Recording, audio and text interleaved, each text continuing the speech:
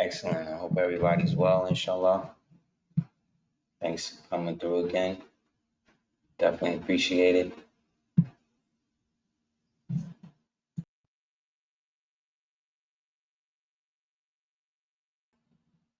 Hope everybody's been well. Mad stuff popping off as usual. Anybody have any questions about anything before we start?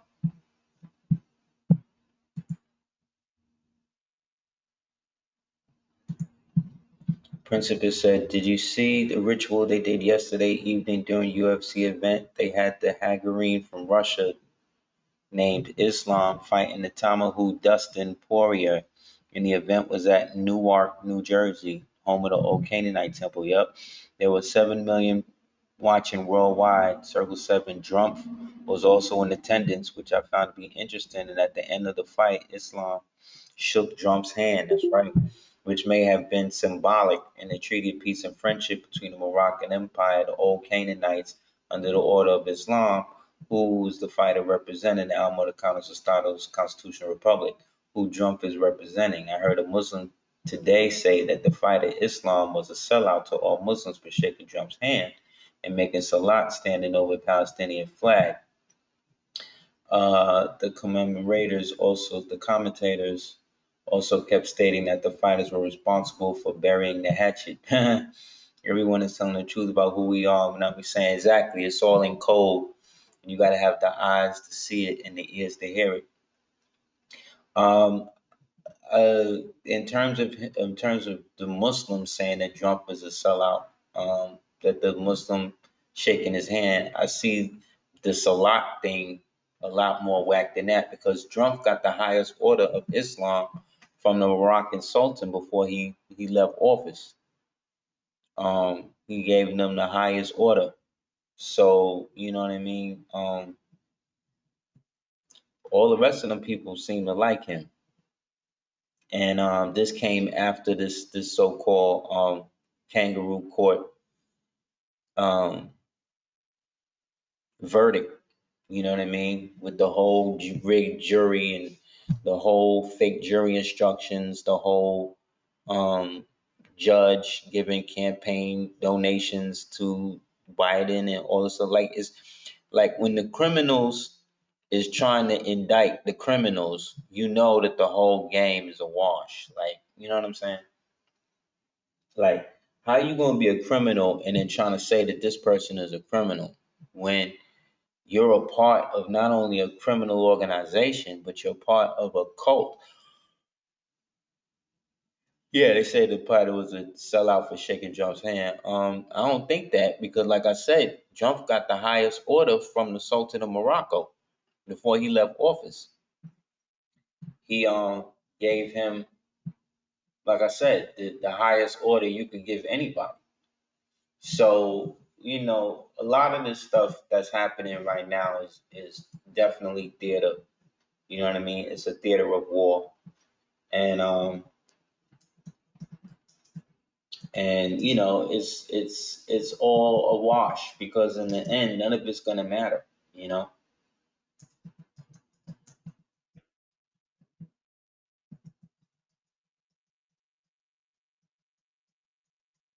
You know what I mean? Um, that's what I'm saying. Like, the whole thing is really fake. You know what I'm saying? So in the end, like, you can't really take anything that these people are saying. You got to look into it the way that you just did, in terms of the actual, you know, the actual happening that's really going on is happening through the symbolism. You know what I mean? Like, how he a sellout, like I said, when he then received the official, Trump receives Morocco's highest order for Middle East work. Like, remember when this nigga was running shit, there was none of this war shit, none of this stuff was happening. U.S. President Donald Trump on Friday receives Morocco's highest award for his work in advancing normalization between Israel and Morocco. In the private Oval Office ceremony, Princess Lala Jamala Alawi, right, who was Morocco's ambassador to the United States, gave Trump the Order of Mohammed. What? Gave Trump the Order of Mohammed, an award given only to heads of state. It was a gift from Morocco's King Mohammed VI. Like, and he didn't go to Morocco for this. They brought the Order of Mohammed to the White House to give it to him. You understand what I'm saying? So they brought it from Morocco to Morocco. You understand? They brought it from Morocco Morocco and brought it to Marocco Morocco. You did? So, yeah, Trump, who leaves office on Wednesday, and this was right before he left the office, has drawn some criticism over the Morocco agreement because to seal the deal, he agreed that the United States would recognize Morocco's sovereignty over the Western Sahara. See? Which is what they call the Sahel, which is why they got all of these Boko Haram and all of these Islamic Muslim Brotherhood terrorist niggas over there right now causing havoc. See what I'm saying? Yeah, because remember, the whole thing says they pledge allegiance to the United States.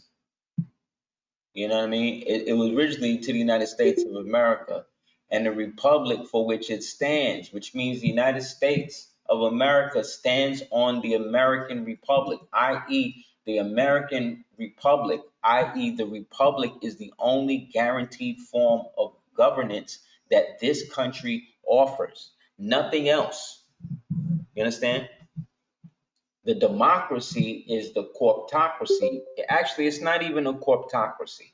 What it is really, if we really want to get into what it is, what the United States thing is, right? It's actually this.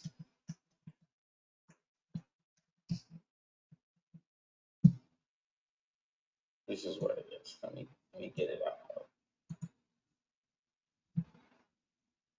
Okay.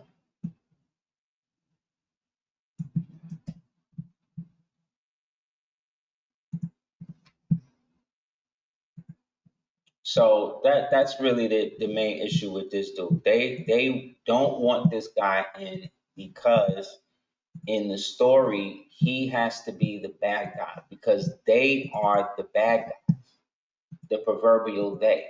All of the people clamoring for democracy are the bad guys, right? Because these are all the Satanists, these are all of the human traffickers, all of the satanic ritualists. You understand? Like that's who these niggas are. That's what's really going on. They are the ones that are the enemies. So in this new fake reality, they have to make it seem that good and evil is just a matter of who is holding power. That's why they want to promote it in all of these things. And they want to run it all through women because women are the most malleable when it comes to mind control. You understand?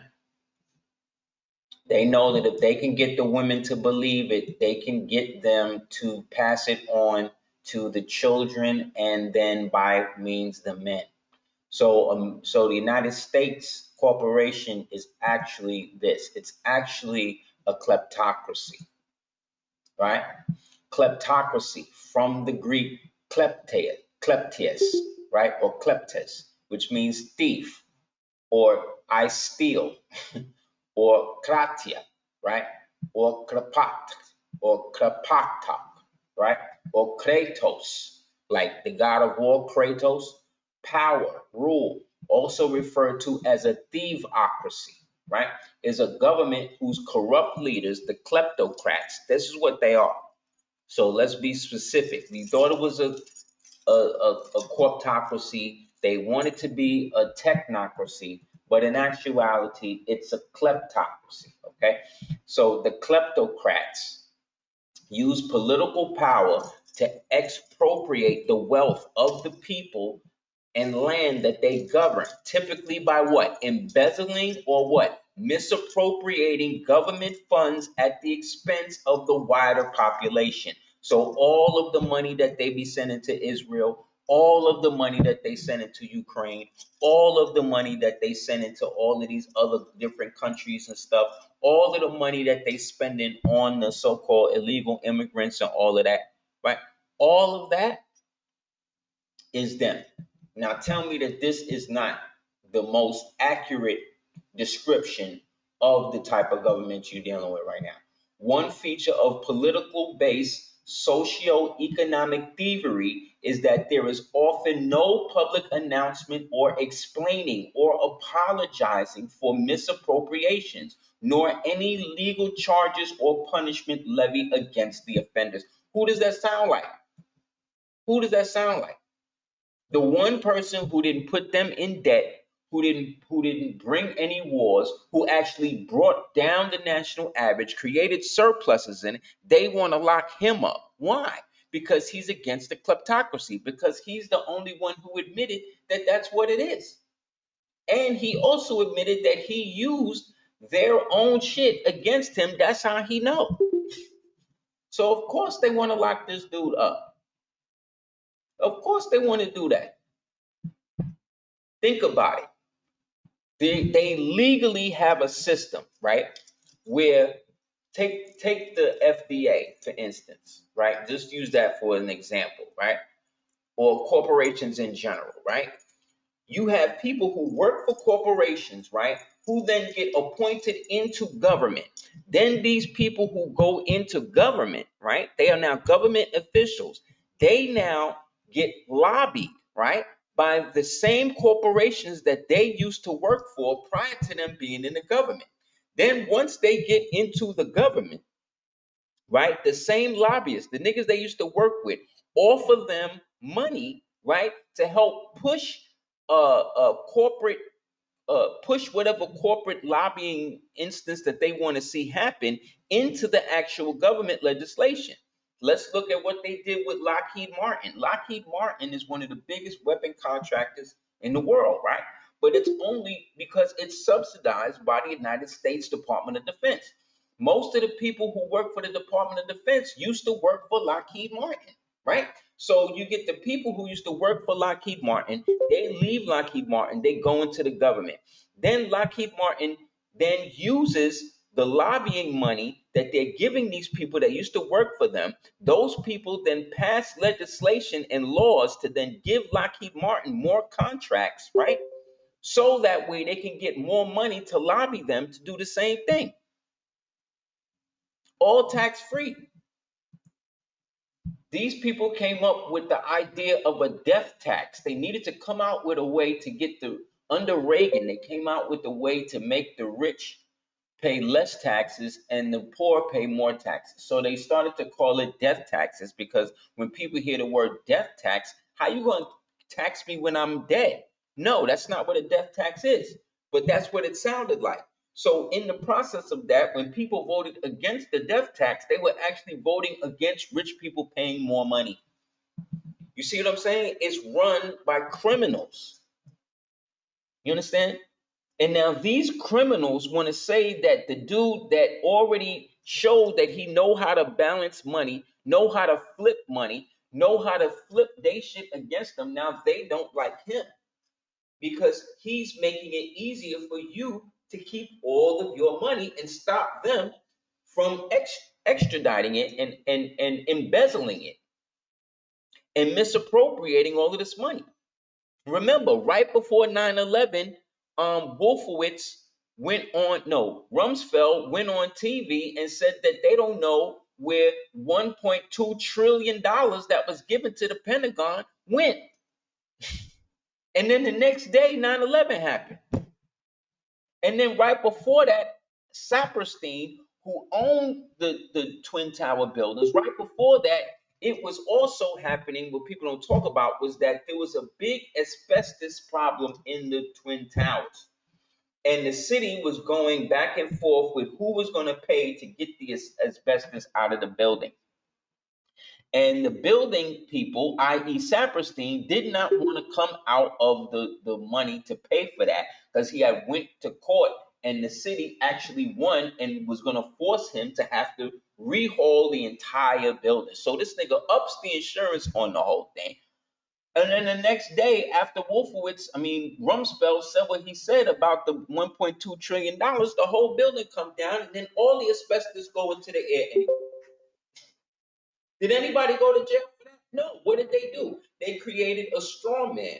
Who was that? Tim Osman, who was one of their operatives, and then called him Osama bin Laden because they had already put him in there. And then boom, they hired the Saudis, right? They hired the Saudi terrorists basically to come over here and do it. Niggas that they had been training through the Mujahideen, right? Which was a surplus money. The money they used for that was the surplus money that they had left over from the Iran-Contra shit.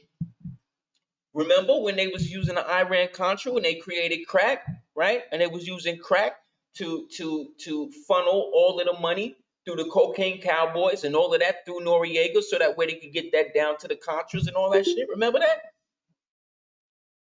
They've been doing this from the beginning.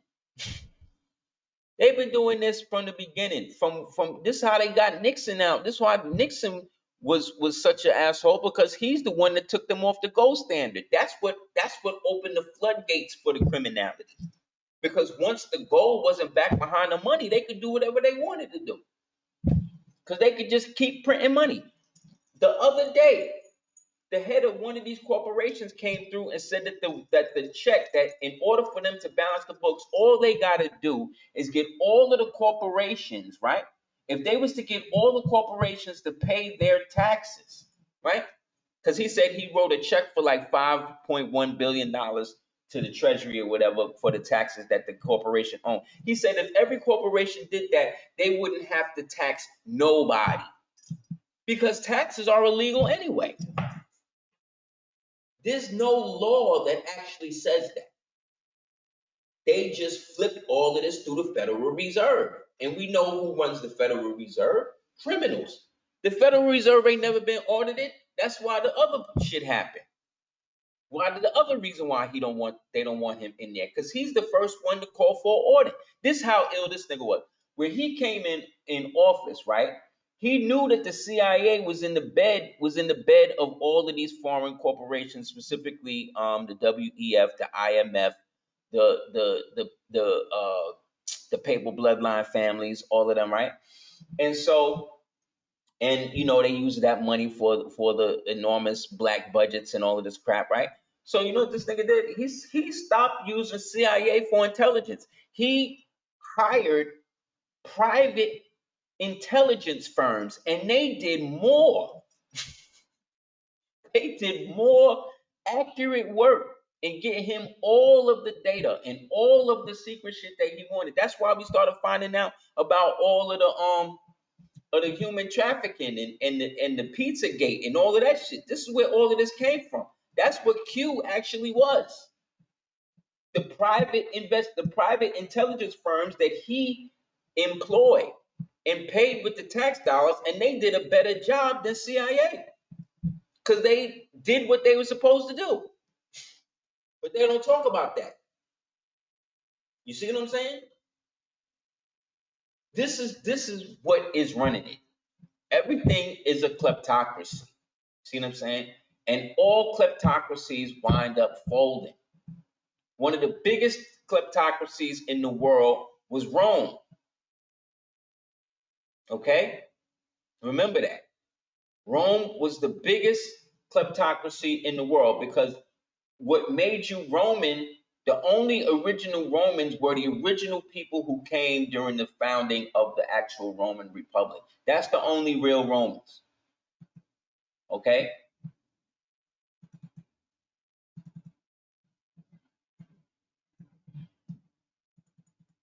Those were the only real Romans in history. Everybody else was a convert. Everybody else was brought to Rome. Look, the Roman Empire basically began around 5th century BC, they say, right? The Roman Republic started around 44 BC, right? The Holy Roman Empire, right, starts from 962 and technically ended in 1806. So between the Roman Republic, right? This actually should be the Roman state. The Roman state, so between the Roman Republic and the Holy Roman Empire, we get the foundation of the Roman state that technically starts around, let's say from 44 BC to about, I would really say about 70 AD, because right at the turn when Jerusalem and everything gets burned down, right? You ever hear them use the term Mystery Babylon? You ever hear that term?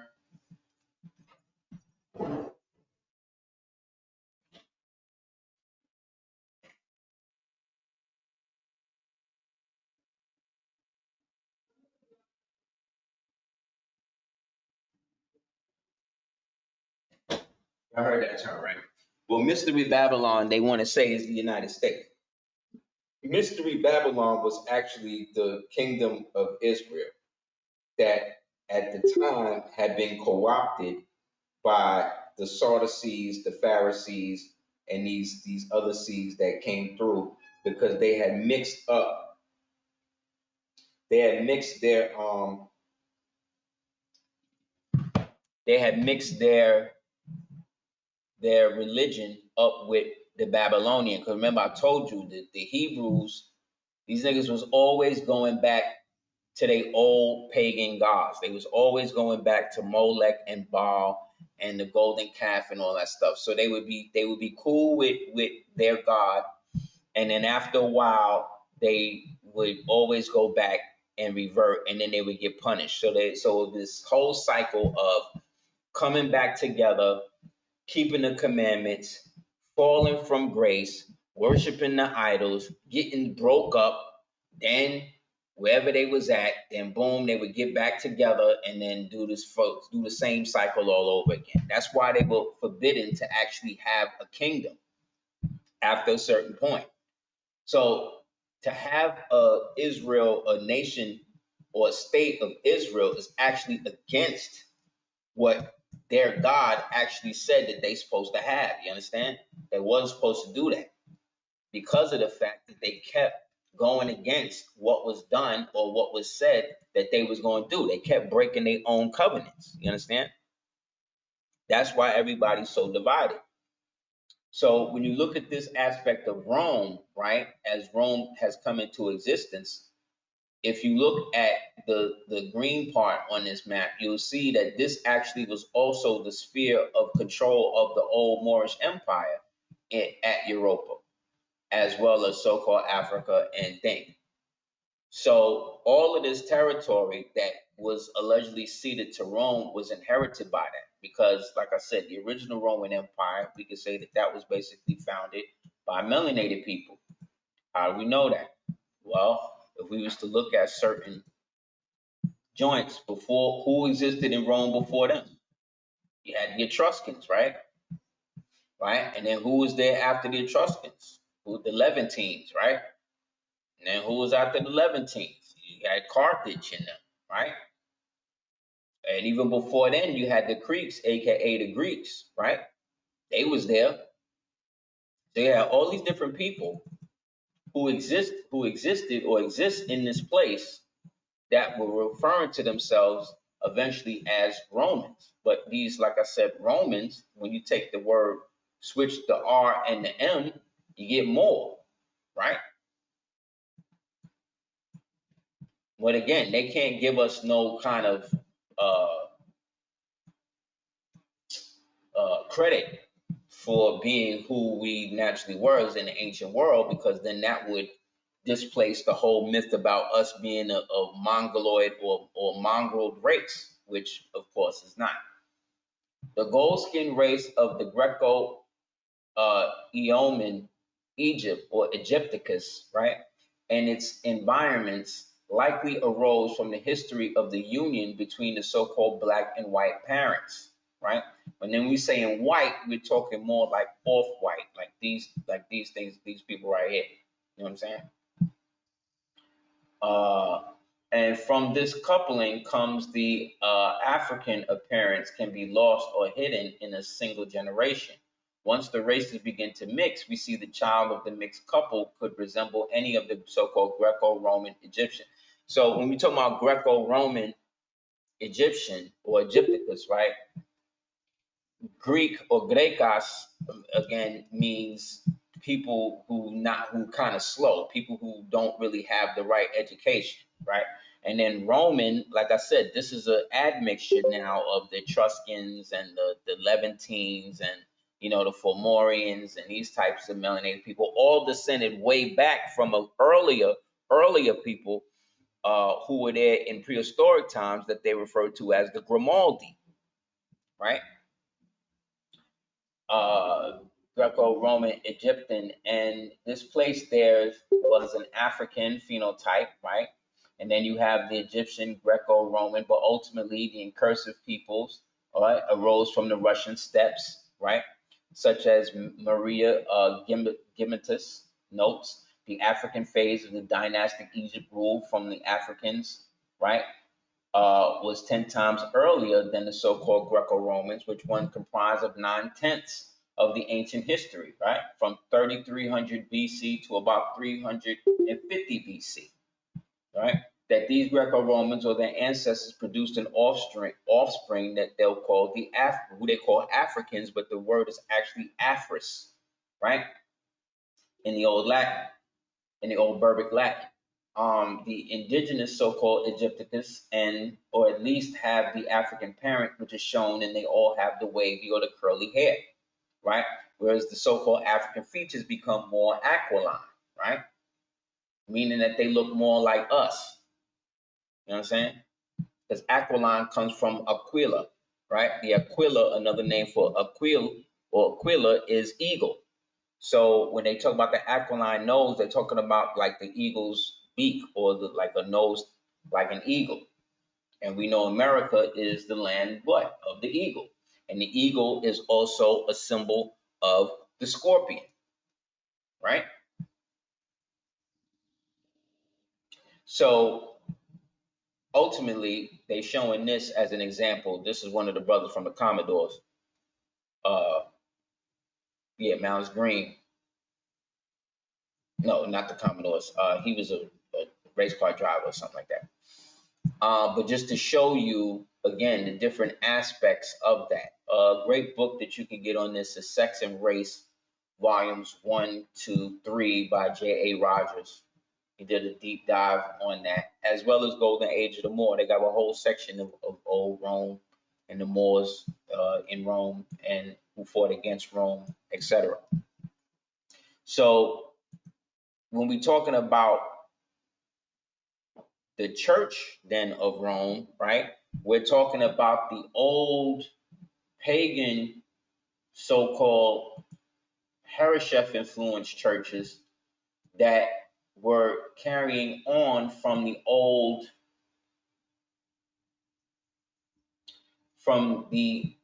what they call the Elden times, right? So when you say the Greco-Roman period, right? So you say the pre or early dynastic periods would be about 33 BC to 3100 BC. That's now the roots of what became Rome. Because remember, these people all came up out of what they call Ethiopia, right? That had already been taken over by people who were actually Dravidians, who moved out from India up into what they now calling Ethiopia proper over there, right? And then moved the capital from Lalibela after they defeated the Turkana, who they call the old Turks of Abyssinia, and then moved it up to Axum. And then once they came to Axum, they basically created their own version of what would become Christianity by infusing their old deities, right, under now the names of all of the saints and all of that. Then they had treaties with the so-called Sabaean people, who was an offshoot from another people called the Nabatean people, right? And then they moved them all the way up into what is now today Italy, which is the birthplace of Rome, of which then they came in contact with the old Etruscans, who became the old Levantines, and then eventually adopted their whole thing, created a whole society from that, and then started basically calling themselves Romanus. Okay? And remember, they said that the two twins, Romulus and Remus, they said that their mother was what? For those people who know the story. Their mother was a she-wolf. Exactly. She was a she-wolf. Right? So that could be one of many things. That could be the aspect to represent their bloodletting, right? Their adherence to the old wolf god, which technically would be Anubis, right? The jackal or the wolf, which gave birth to their blood sacrifices, right? And the bloody ways of how the Roman, they used to refer to themselves as Pax, right? Remember they called it Pax Romana? Remember that? Wolves running packs, right? Right. So this showed the bestial nature, right? Pax meaning group, but pack also meaning like lupine pack. So again, from 33 BC then to 400 AD, we get the end of what they call the Vekas Romanic period into what they now refer to as Rome itself, right? And then from Rome, we get Europe, the so-called Europeans, right? Because it was out of them that this admixture started to come into existence. Okay? And they technically would be referred to then as the Gentiles, you see, because they weren't into circumcision and all of the rights of the Yehudas, right? Who were the Moors, who themselves were at odds with each other due to all of the political infighting and stuff that they had been going through, okay? So as you see, it's an admixture of all of this stuff. So by the time we move into the period now of, let's say, from the Roman Republic, and then right before the Holy Roman Empire, we get the establishment then of the Church of Rome, right? So the Church of Rome was over 200 years older than the Church of Rome was older than the one they call Yeshua, who came and was allegedly crucified by them. The Church of Rome had already been like 200 years old prior to that. And remember, they were of what today we would call a pagan church. So all they would do was every time they would conquer a people, they would just absorb whatever those people was dealing with, right? And then just put that into the religion somehow. They would just open up another cult. That's why you have so many different cults out here, right? And because of that, they were able to carry on great and horrible things to the people who they had conquered and put under them, which made them an abomination, right? And then once they shut down the temple and absorbed all of those so-called Hebrews and stuff into their ranks, they then brought the Hebrews back into the paganism through the miscegenation and the acceptance now of the books now that they were going to follow and bring them into the future, such as the Talmud, right? They weren't messing with the Tanakh and all of that. They was dealing with the Talmud. They put the Torah down, picked the Talmud up. Why? Because the Talmud was connected to ancient Babylonia. You know what I'm saying? And once they was dealing with that, that was it. By citing the books of Esdras, they affirmed that after the captivity, the Hebrews resolved to separate themselves from the heathens and seek a spot where they might religiously observe the law. for the violation of which they had been so severely punished. See, because whenever you cross over what your peoples was dealing with, you become a traitor because you're crossing over the genetical line that separated you from these other people, right? According to the reports, them to have the reports of them to have migrated to a country which was uninhabited and so far distanced that they journeyed for a year and a half or even more. This theory is further supported by the writings of the famous Manasseh ben Israel, who tells us that America and Asia, now separated by what? The Bering Strait, were formerly one continent. See? See? It was one whole continent itself. So you could walk from Florida all the way over to what is today China if you wanted. Yes, Principus, bringing up the Asiatic. We're formerly one continent, and that during this early period, these Hebrews penetrated to America by land. That's what we've been saying. They are all in the Old Testament. Read them here without the trouble of taking them down from our people. The corroborative of this statement is Dr. W. Warren. Look, WWW, right?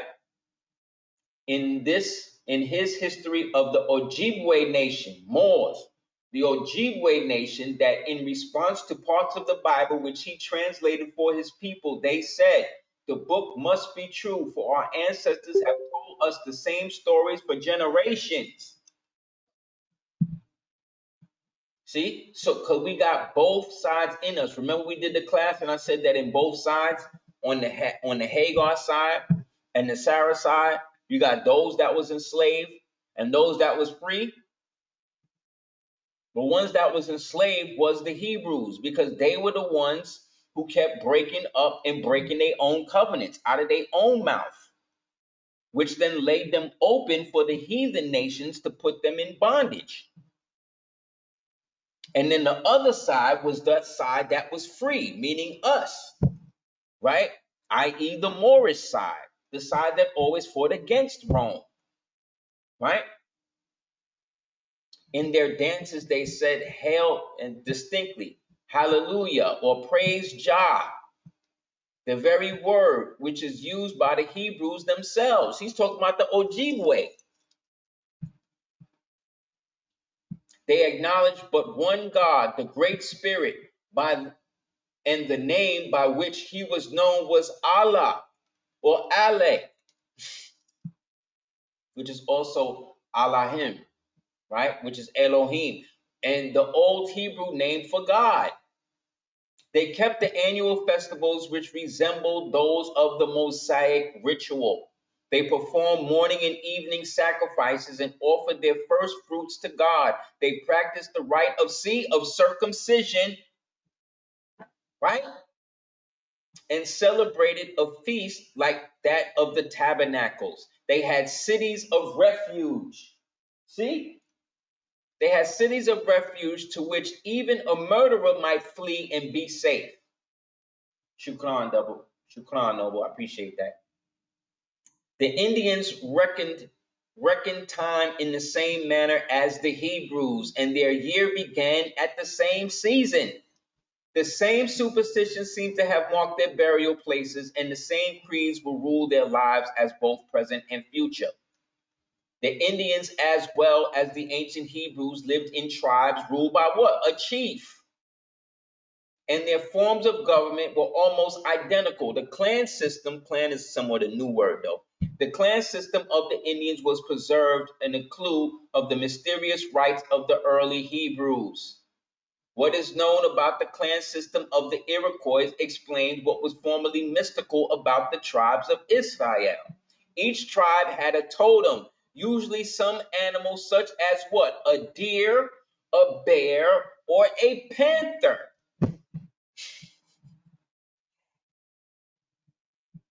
See what I'm saying? That's why we can find Wakanda over here.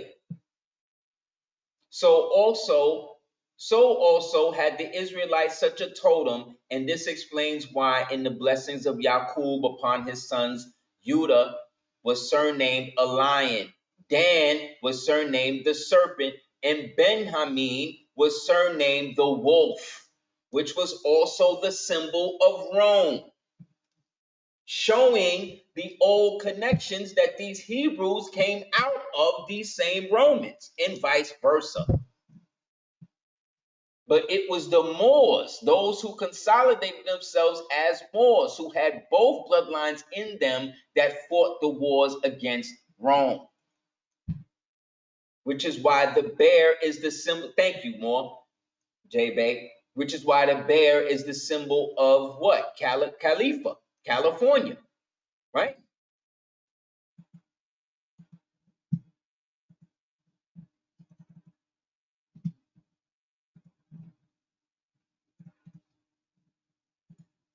They got it. They be twisting it up. We're making it plain. You are naturally a Hebrew, just like you're naturally a Nazarene. You're naturally that. Whether you practicing or not, whether you Hebrew or not. Most of us that's born here in this country, especially in the eastern portions and the southern portions, are circumcised. The Moors were the ones who used to have the rites of circumcision, used to have festivals for that. That's where the bris comes from. That's why when you're born in hospitals, they always give you the same, the same blankets, the same Hebrew type blankets.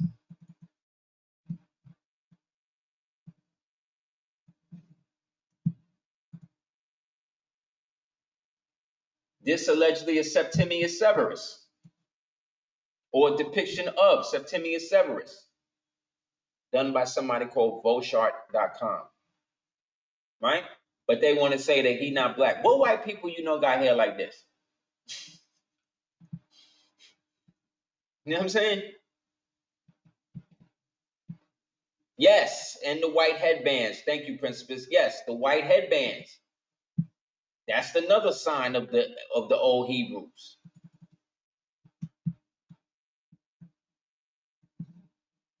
Speaking of which, and the red fezzes, like you see on the Igbo people, right? They all wear red fezzes.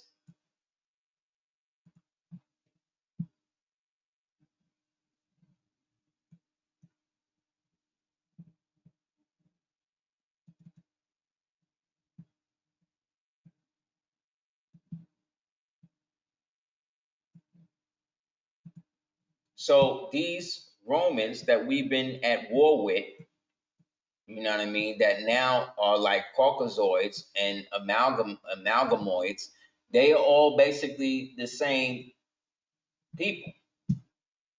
They just have been whitewashed, right, to the point that they're indescriptible or indescribable to the point, like I said. But if you keep going further back in their history, you're gonna find people that look like us in there. Because that's just what it is, bro. If we were the first people here from all time, then how is it that these niggas is now, how are we not that? If we was here before the founding of Rome, when it was Carthage and all of that, and everything before that, right? We was here before all of that. So how are we not related to that? How did these white people just come out of caves and all of a sudden know how to write and speak Latin and all this other bullshit that they saying happened? Shut up. See, every time with this thing, man. Hold on a second.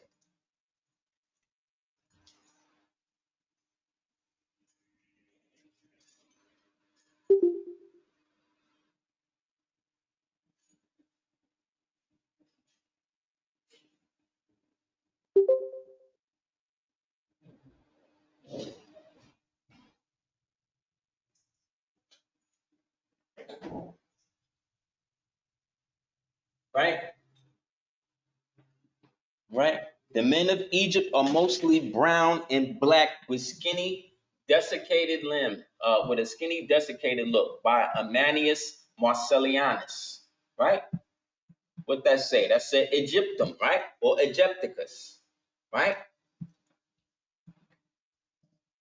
Because there was nowhere on the planet that we could not go. It's just that we fell into these psychological and these spiritual wars with one another that led to the let's say the decapitation of the head. When you look at that old picture, okay,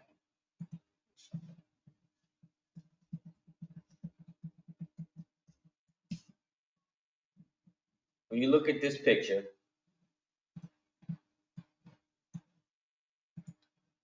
so you see the white head covering, right? You see all of that, right?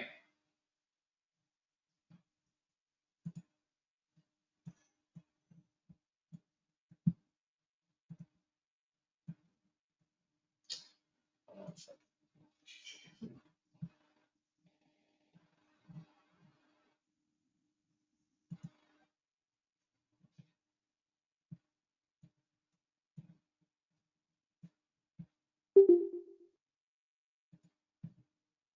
Give me 1 second, yeah. Let me get this off.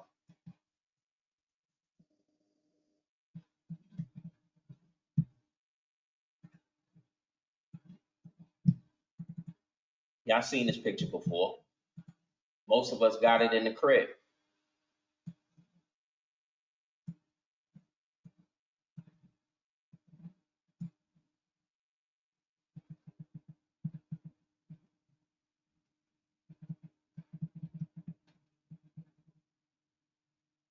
Y'all all can hear me, right?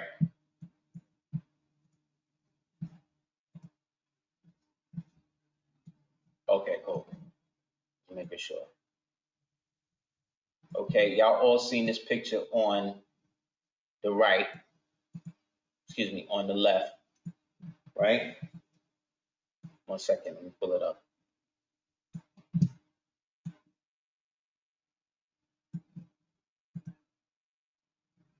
Y'all seen our man right here. This is one of the first pictures that I ever saw that had the word more on it. And when I looked at it over the years, I always seen something different in it. You know what I'm saying? One of the things I peeped in it was that he's about the same size as the archways, which means this nigga was a giant. You know what I'm saying?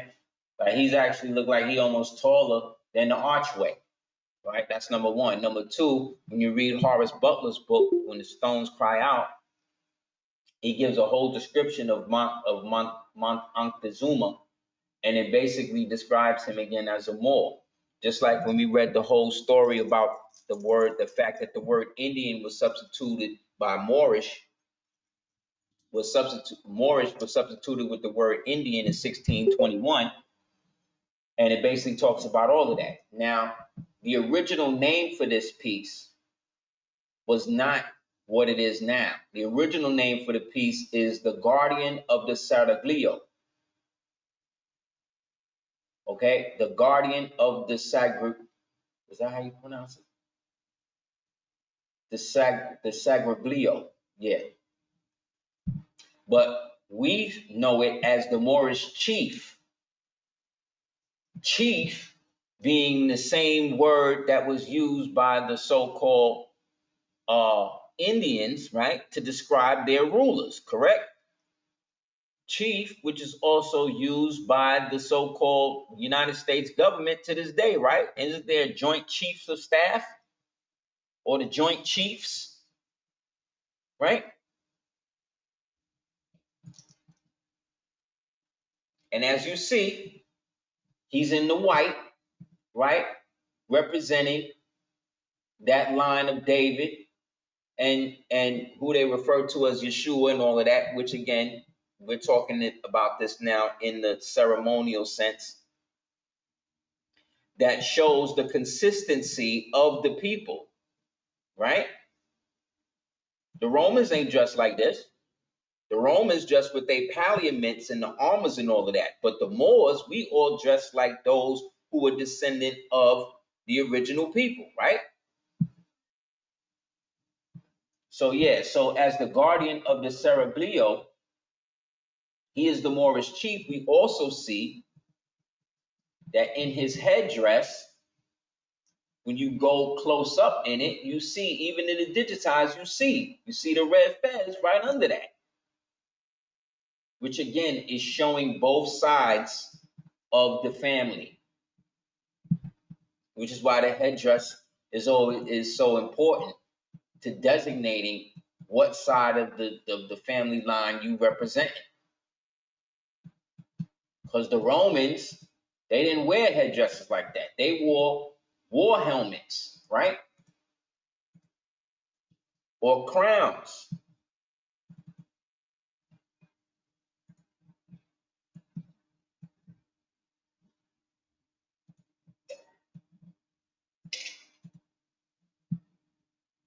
When we look at the images now of Rome, even when they brought in now Christ and all of that, right?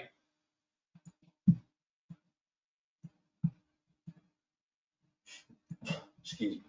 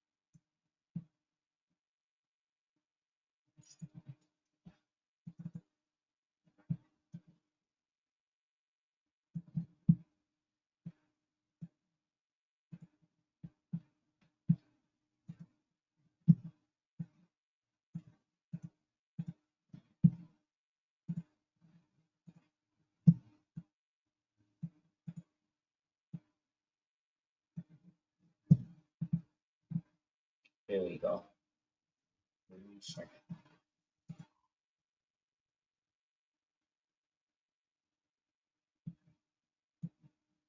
Right.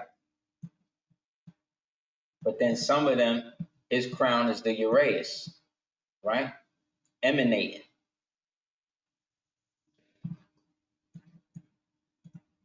Boom. So here are two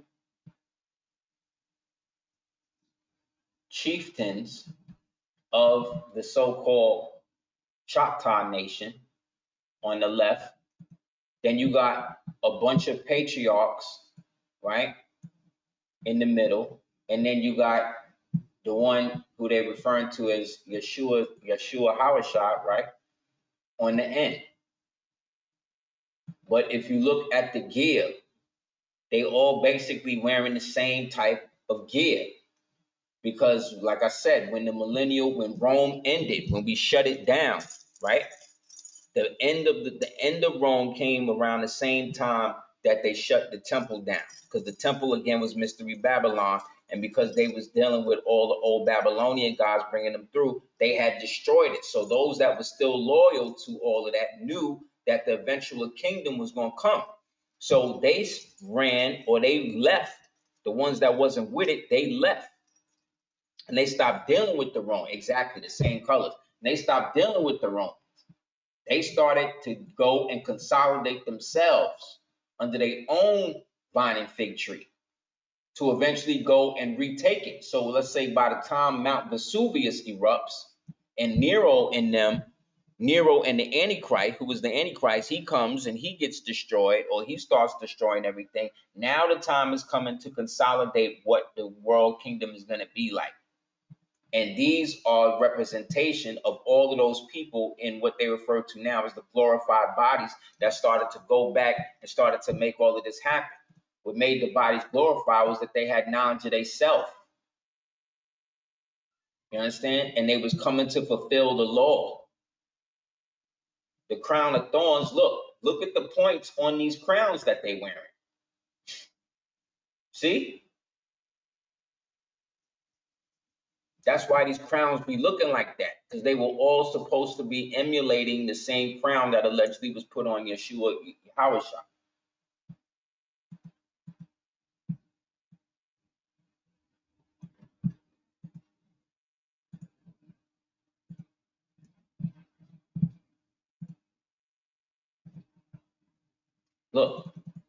So then by the time they set up the Rome, the so-called now the church, or what the Church of Rome and all of that was going to be, right?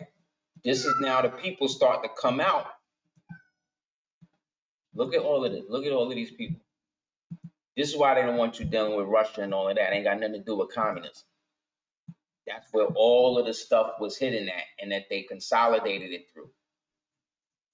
So what they had to do during the Renaissance was basically take images like this and repaint them and rework them and romanticize them and turn them into what we see the Roman people and all of that shit today. Because now they got to contend with all of the so-called Khazars and the Circassians that they now been put through these Janissary cores, and now have made them think that this is their ancestors, right? All of the ones from the orphan trains and all that other type of shit. So then they got to bring that full circle, which is why they started hanging and crucifying more. Because all of this happened after the reign, after everything had fallen. After we fell into the underworld. The underworld is the lower self, the reptilian section of the brain, where we're no longer thinking in this glorified term anymore.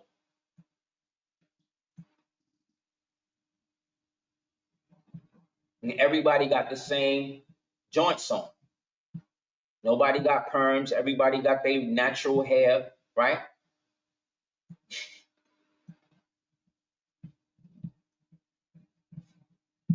Right? So the so-called Romans now, who are now reconsolidating themselves now as European nations, they got to now come back into it. So now they got to come and they got to turn this into something that they can control. You understand? So again, they create decoys.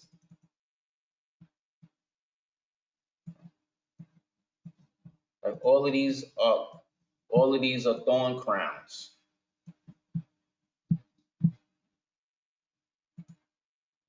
Because remember, they got to emulate what we naturally are, because they really don't believe it. They got to dress and act out the pageantry of what we naturally are.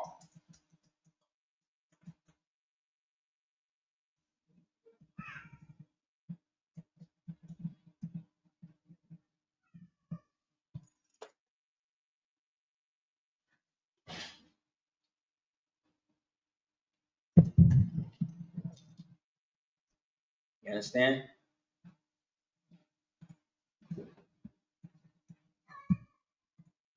This every time. He don't want that. This is just what he do.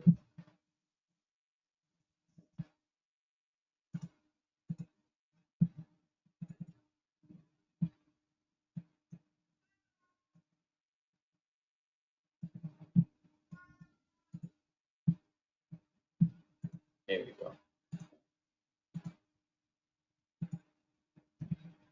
See?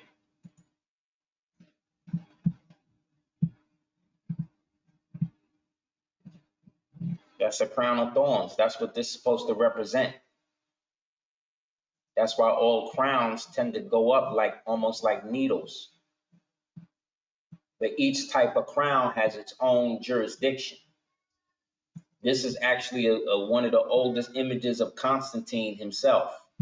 And as you see, this nigga look just like, remember that rapper YG? No, YZ? Or J. Cole. Like, it might well be one of them.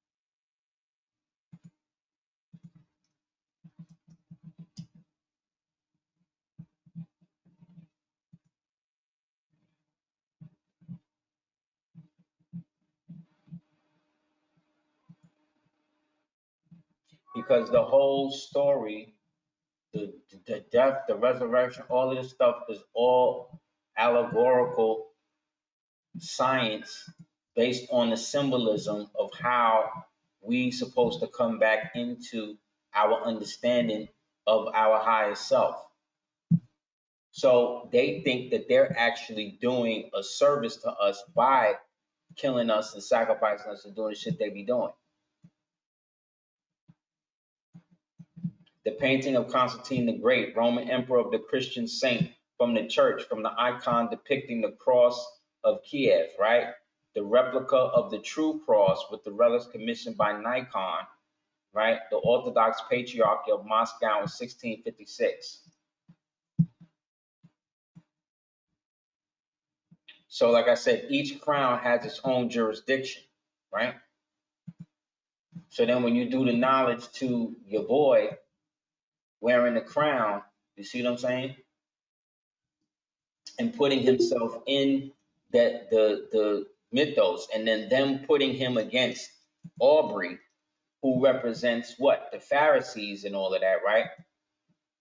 So when Aubrey said, so look at when Aubrey said, oh, so you rapping like you're trying to free the slaves. That's exactly what Yeshua allegedly was basically doing. And that's what the Pharisees was coming against him and saying. So again, you have this whole opera, this whole play coming back around, right? Trying to get us to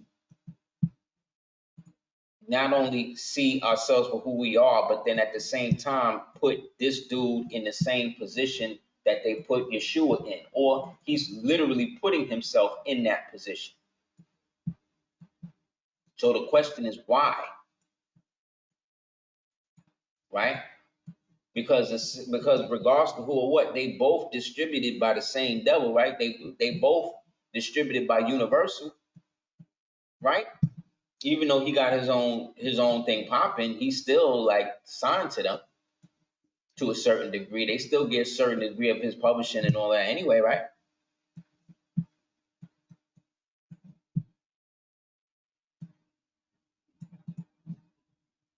Because this again is another allegorical means of trying to put us in this cyclical circular time loop that keeps us caught up in what they want us to focus on and what they believe our spirituality should encompass.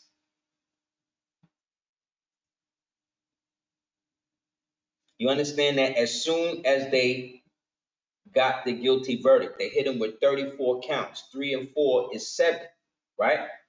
And as soon as he got hit with the 34 counts, he got $34 million. So that's $1 million per count. Now the money is up to 200 million. At the same time, this dude done made over $4.4 billion through the Truth Social deal he just made. Think about the allegory in this, the play in this.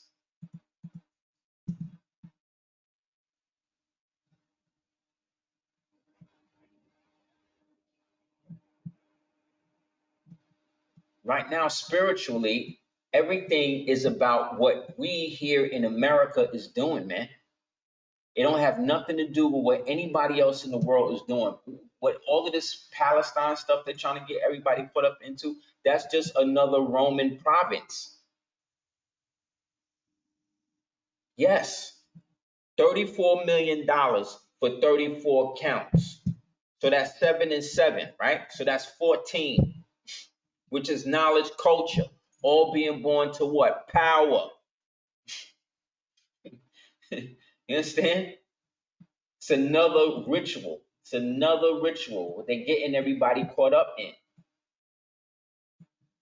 Now, there were three ancient cases, three ancient court cases that came about at the fall of Rome, which is why we could take it over and do the things that we did to it. The actual cases themselves, the annals of them, are locked away in the Library of Congress, which again is the Library of Alexandria over here. They were written about and mentioned in the Time Walker book.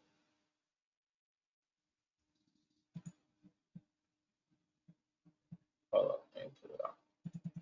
This goes back to what we were talking about in terms of the Arius controversy, but they don't talk about Arius or anything of the such because they don't want us to understand, well, if Arius was a Libyan and he was trying to take them to court, you know what I'm saying? Like, I thought that there was no black people in Rome. The first was Aseer versus Asia. The next was Aria versus Aria. And the last one was Alicius versus Calicius. The first one, Asamentium versus Asiamentum, was basically all of the people who were followers of what the original doctrine was, which was man is free. We're not supposed to be caught up in all of this fake world building y'all doing. And that was brought against all of the wild tribes of Asia, right? This is when the world court was at what they now call the Vatican. Before it was the Vatican, because before it was the Vatican, it was called Mount Vatica. And that's where the old Etruscans used to get together, not only to bury the dead, but to settle they disputes. It was like a court, right? And so the Moors, right, of Asiamentum, right, took the wild ones to court, basically to say that what y'all doing is not cool. And this is now creating a fictitious jurisdiction that you're gonna basically doom the rest of humanity to, right? That was concluded in which they won. Then you had the Aria, right, versus the Area, right? This is where you get the Aryans and the Aerianus dynasty from. That was now about how the land and how the world was going to get split up. Because the fact is, once it was going to be redistributed, and Rome and what the Roman Church or whatever was going to get shut down, what was the world going to look like after, and who or what had the right to the true dominion, which again was what eventually became the millennial kingdom of the Moor, right? We won that. Then when it came down to Alicius and Calicus, this was now the dispensation of the remnants of them and how they were going to get the land back once everything had settled. You see what I'm saying? So this leads then to Arius, right? So there is a general tendency to regard the area variously called Canaan, Phoenicia, Lebanon as the Bronze Age, Iron Age, or modern equivalents. While this may not be strictly so, this acts as a useful model, as long ago the world of the Phoenicians, get this book by Sabatino Mascati. It was being suggested that what became the Phoenician cradle was originally home of the several ethnic groups. See, the 5 or the 7 civilized tribes, right? The El, the Bey, the Dey, the Al, the Ali, the Pasha, the Allah, right? 5 on the left, 2 on the right. In accord with this should be the DNA shows that at least some part of the antecedents of the Canaanites, Phoenicians came from Anatolia, i.e. Asia Minor. Now, remember, we're speaking now of when the whole thing was connected, right? Most modern day Turkey and only became Semiticized over the course of time. This runs counter to the numerous theories in the remote past, mainly giving that the Phoenicians' eastern origins, remember the east is always at the top, right? Because the east is the true Orient, that's us over here. And the Indian Ocean, the name of the book is called The World of the Phoenicians, by Sabatino. Let me get it.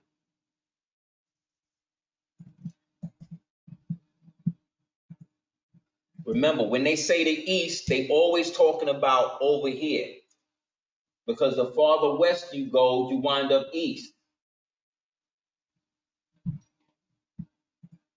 Just like the Eastern barbarous nations, right? The Phoenicians, okay, boom. The ocean sea based largely on the descriptions of the Canaanite Phoenicians as what? The red people of the classical Greco-Roman writers. The red man, the Moors, right? This is not as strange as it might appear. The Americas show that the Amerindians or Native Americans can be described as the red Indians because they were the ones with the red flag. They were the ones that were, because the red flag represented the red blood. That's why they say you're a red-blooded American, right? Whereas the blue bloods came from Europe, right? Because they were the ones with the higher magnesium and copper content in the blood due to the admixture. Moreover, of the Greco-Romans, the Grecas or Greeks, i.e. Creeks, consistently used the Ethiops, i.e. burnt skin faces, or the Morai, blacks, i.e. Moors, right? Of the so-called Africans, right? The Phoenician Lebanon was and still a small country surrounded by powerful neighbors, so the expansion was likely to be seawards. This took them to Alexandria, right? Which again is over here in what you call it. And they were also colonies established off the coast of the Maghreb. That principally means what? Carthage. All right? So, i.e. Punic, i.e. America near Tunis, less famous, better known as the Phoenician colony known as Iberia, aka Florida. The furthest west. Thank you, Moore. The emperors Hadrian, Septimius Severus, Constantius I all held court in a place called York during their various campaigns. During that stay, Emperor Severus proclaimed York to be the capital of the province of Britannia Inferior. This is why the York Rite is so important. This is why they call this place New York, from Old York. And this is also he who granted York the privileges of a colonia or a city. That's why New York City is a city-state inside of Greater New York. It died and stayed in York. His son, Constantine the Great, was proclaimed emperor by the troops based in the fortress of York. While the Roman colonia and fortresses were located on high ground by 400 towns itself was victim of periodic flooding from the rivers Ouse and Foss and laid abandoned. York declined in the post-Roman era and was taken and settled by the Angles in the 5th century. The word York is partly related to the Latinized name for the city, variously rendered as Eboracum, or Eboracum, or Eborasi, like ebony, or Eber, meaning what? Hebrew.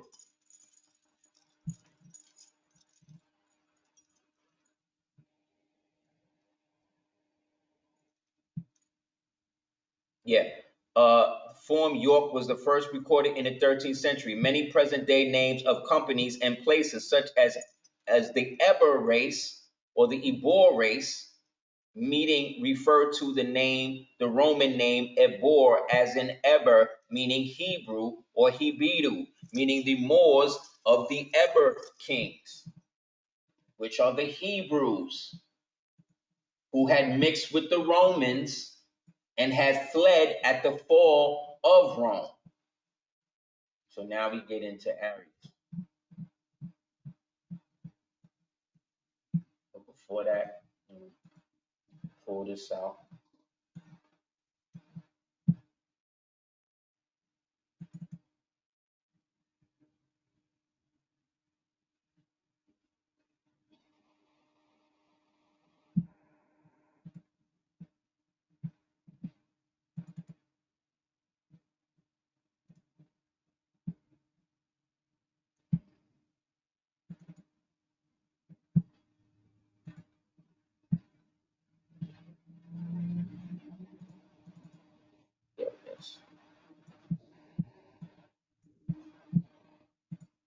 all goes full circle.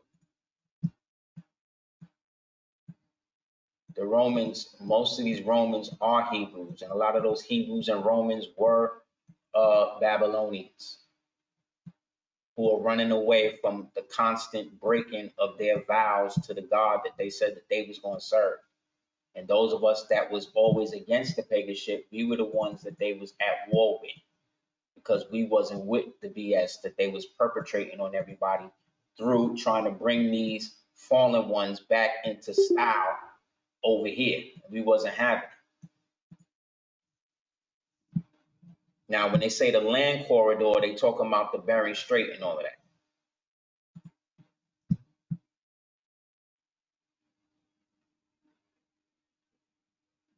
Yes, the red flag with the green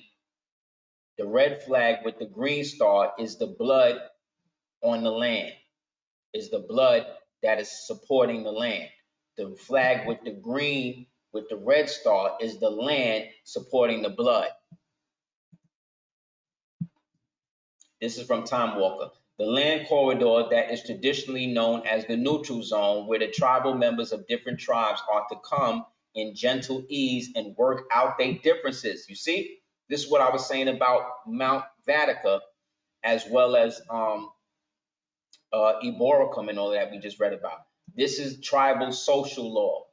I know what the Moorish people were like, how they talked, played, cried, and prayed. Pretty far-fetched story, like digging the various bottom of the barrel, right?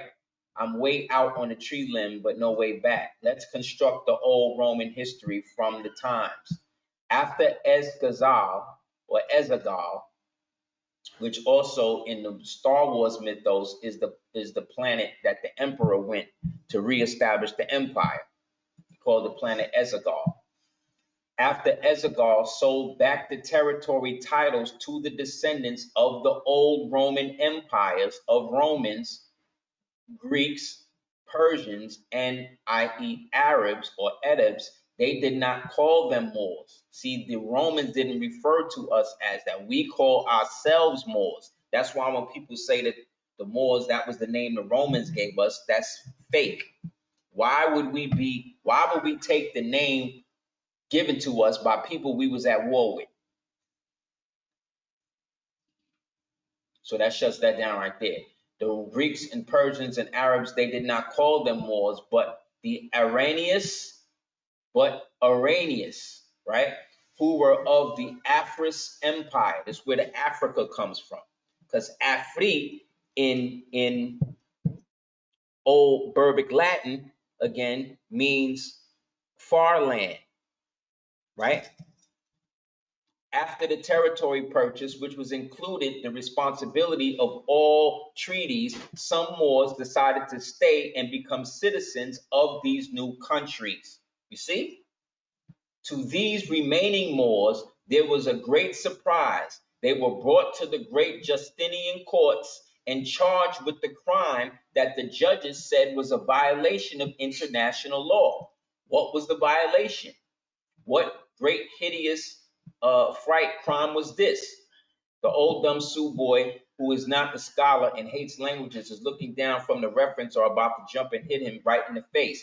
To reconstruct it is as good as opportunity to pass up. Respectively, when the references have been put together in the MF letters, whose credentials list the abbreviation in the file page. So basically, they were now tried for heresy, because once you put yourself under the jurisdiction of the people you gave and allowed jurisdiction, you then fell under. You see what I'm saying? You put yourself into the underworld now.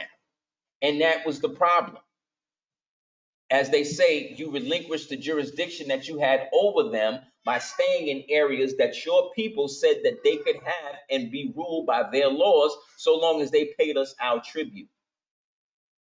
That's why you had to declare. That's why most Moors in the later times, in order for them to be Moors and still maintain, they were seen as slaves until they proved that they weren't.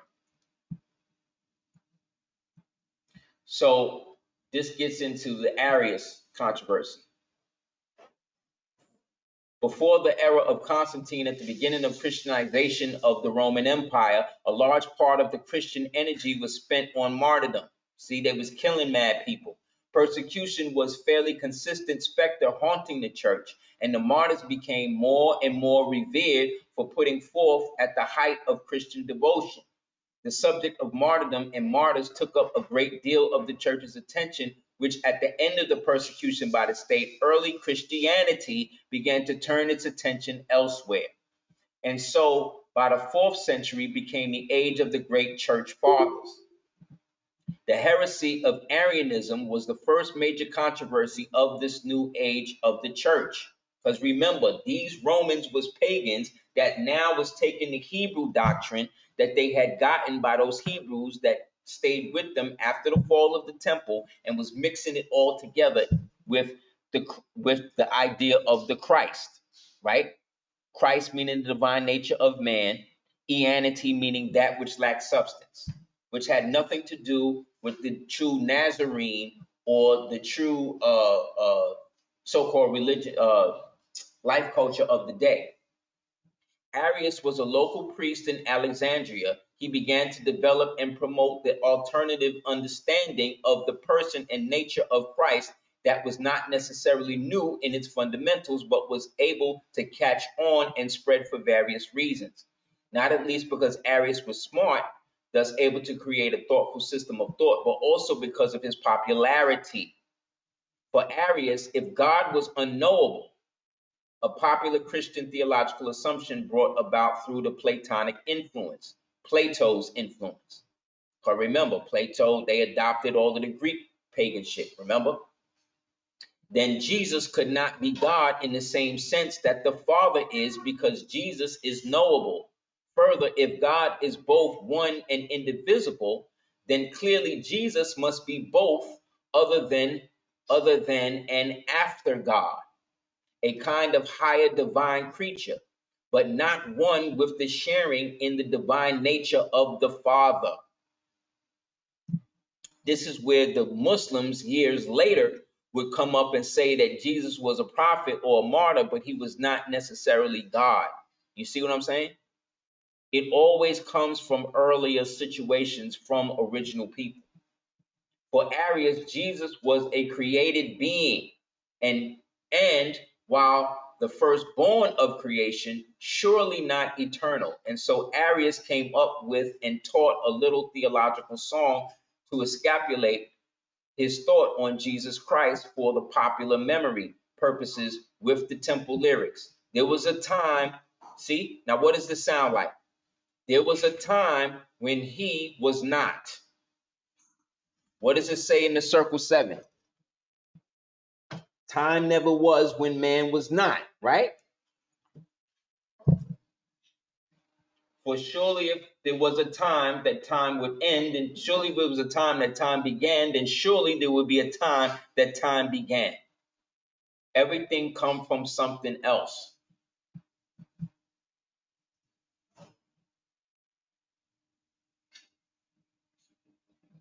The church father Gregory of Nyssa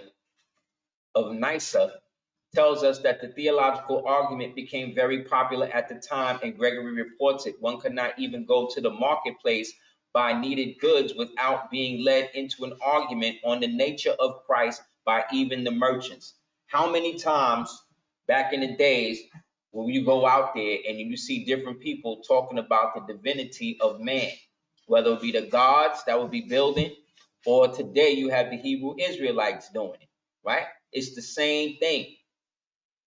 You can't go outside without these niggas coming at you and trying to get your understanding on what it is to be divine, or who is divine, or who is God. All of this came from the Iranians or Arius, right? Who again was fighting against the Roman preposition that the church was the only ones that could define who and what Jesus was, knowing damn well they had created the whole idea of what it was in terms of that, because everybody who talked about him or brought him up was somebody that came after him.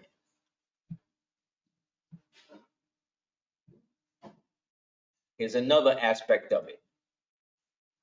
The first 300 years of Christianity are fraught with factions and feuding over the concept of the Trinity. There were divisions between major church centers of thought: Jerusalem, Antioch, Alexandria, and Rome. One such division was the nature of Jesus as, which led to the Council of Nicaea and the declaration of the creed, and belief in the Trinity resulted in the teachings of Arius, who did not accept Jesus was divine, meaning that he just came out of nowhere.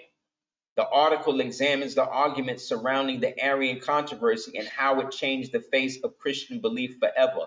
Indeed, the disbelievers say, surely Allah is none but the Messiah and Son of Mary, whereas the Messiah himself said, O children of Israel, worship Allah, who is the Lord your God. Surely whoso associates and partners with Allah, him has Allah forbidden heaven and the fire, blah, blah, blah. So essentially, there was always a depiction or discrepancy in how these new Romans were going to adopt all of these different concepts and put them into one aspect,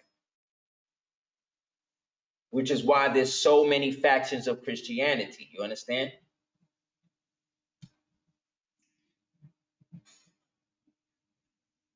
And remember, Arius, who was a priest in Egypt, was born about 250 AD to parents thought to be of Libyan origin, i.e. Moorish. He grew up in Alexandria, which became a priest.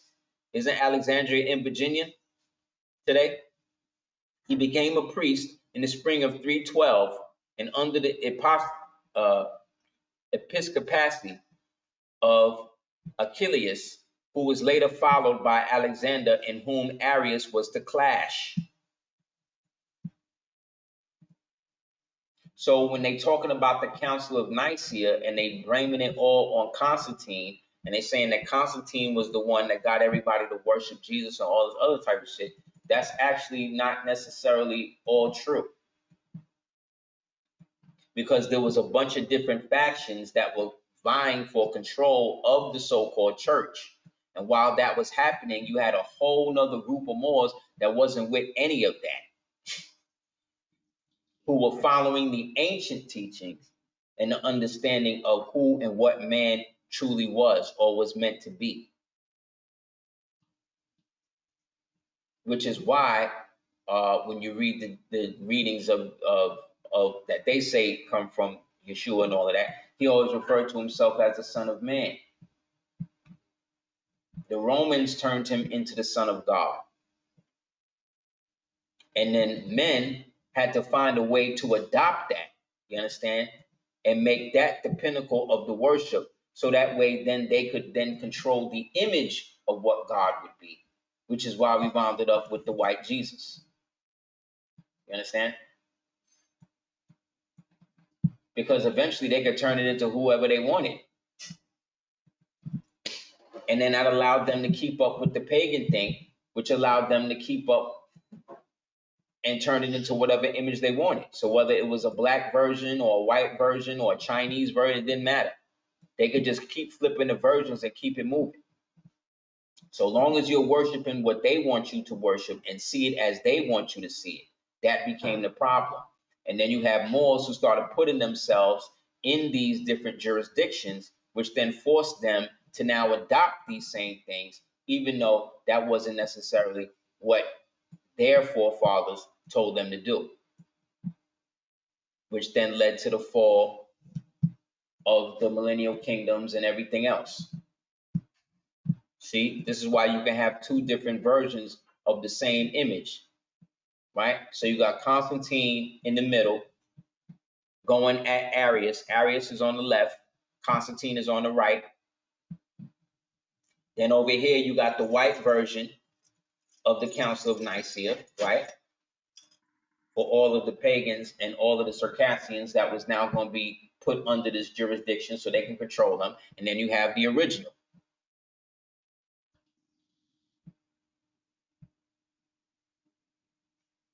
This is why the prophet said, Moors, don't throw away your Bibles. You're going to need them in the end.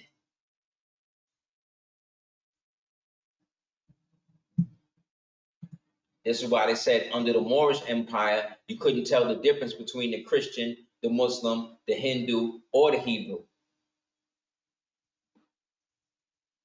Because we're the ones through, like I said, in the establishment of what became Granada and the stronghold and all that, we're the ones that clarified and put it all into the proper perspective, which is why eventually they had to get rid of us or make us forget.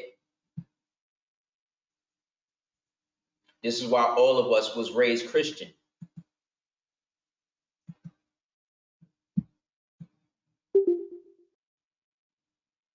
This is also why Ethiopia went to war with Italy.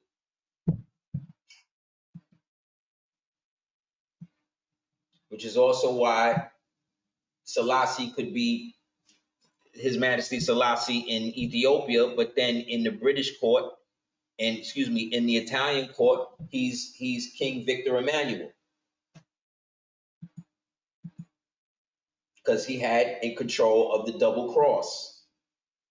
The cross being the sign of those who crossed over, which is what? The Hebrews. You see what I'm saying? It's all symbolic.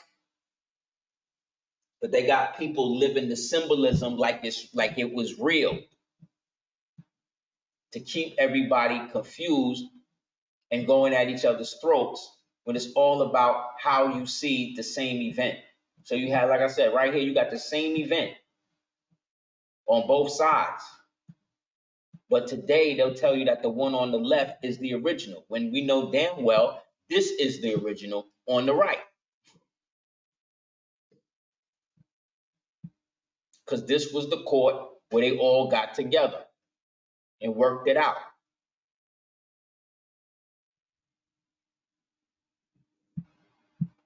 And then it spread out to the 7 churches. And didn't they say that Peter wrote the letters to the 7 churches? But you think they was all in one place?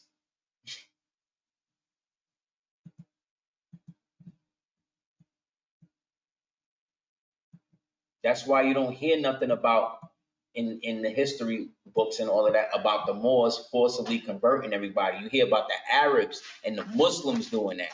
The Moors never did that. We're not about converting nobody to nothing. We about the liberty, the freedom, which is why we brought the freedom caps, the Phrygian cap, which was the symbol of liberty from the ancient times to now.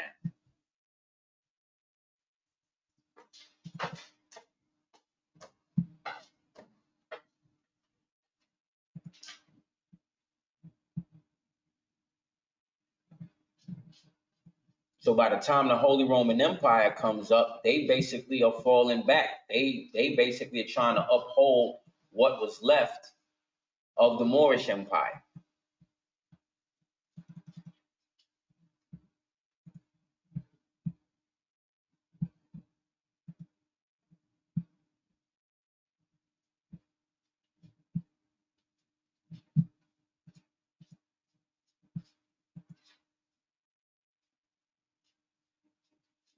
Exactly. Thank you, Moore.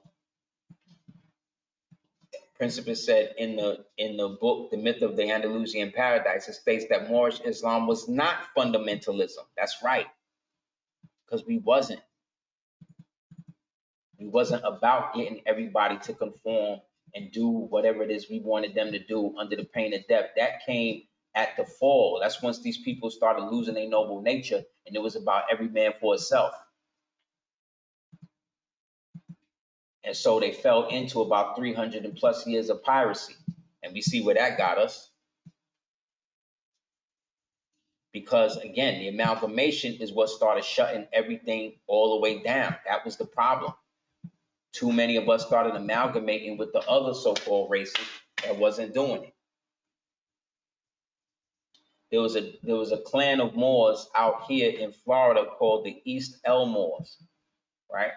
And they had a whole treatise on what we're talking about. This is why when you talk about the Crusaders and all of that, right? When the Crusaders came through, those were Moors too. For instance, I'll show you.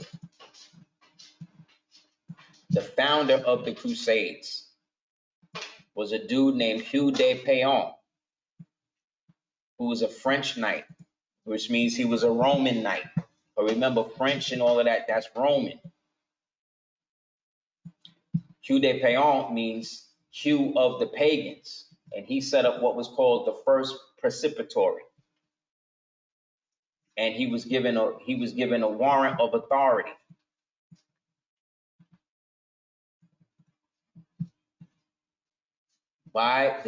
Under the Justinian law, that he could now go and set up what he needed to set up against the traditional Moors that was still trying to hold on to what was left of Granada and the so-called Millennial Reign, i.e. the Aryanius Afrius Empire, aka the Moorish Empire, right? So you got, this was the symbol. See the red cross and the three Moors heads that they took. Then you got Hugh in the middle right here. Hugh de Payon, or a depiction of him. And then this right here next to him is Godfrey de Bouillon. These were days. See, which was one of the 7 tribes, one of the so-called 7 churches. This is another depiction, an old depiction of Suleiman the Magnificent. But if you see pictures of Suleiman today, they got him looking like a straight white Turkish dude. But we know the Ottoman or Ottawa Turks were all over here in South Carolina, part of the old Moorish Confederacy.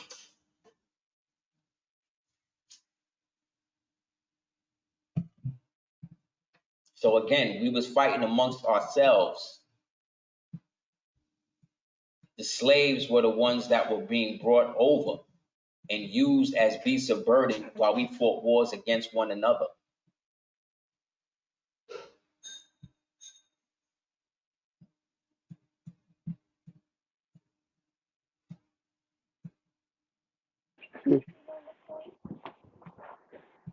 The three Moors heads represent the Moors they took in Europa, the Moors they took in Asia, and the ones they took in Africa during the first, second, and third crusade.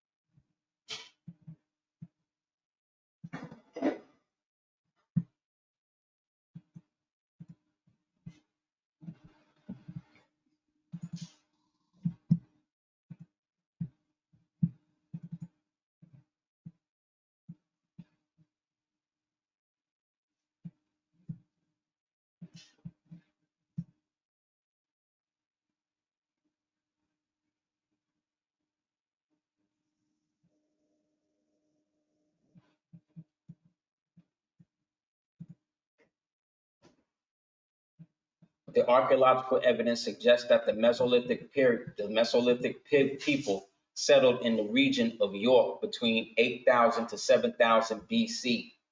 Although it is not known whether these settlements were permanent or temporary, by the time of the Roman conquest of Britain, the area was occupied by a tribe of Romans called the Brigantes, right?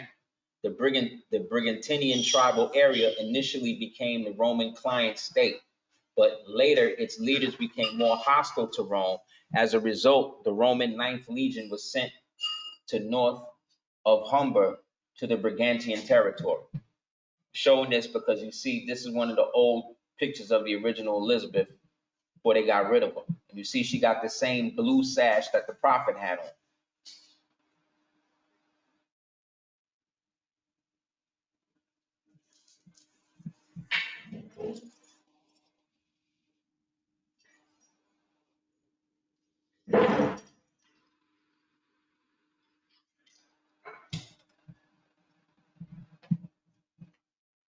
Now, a couple of years ago, when this picture surfaced, they tried to they tried to flip it and say that, oh, this was a art piece that some white man made, that some white man made as a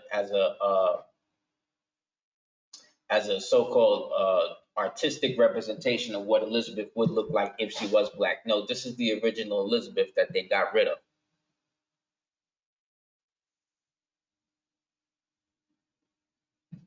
So I'm also under the inclination that when they say the old Spanish, right, that the old Spanish or the royal Spanish is really Moorish.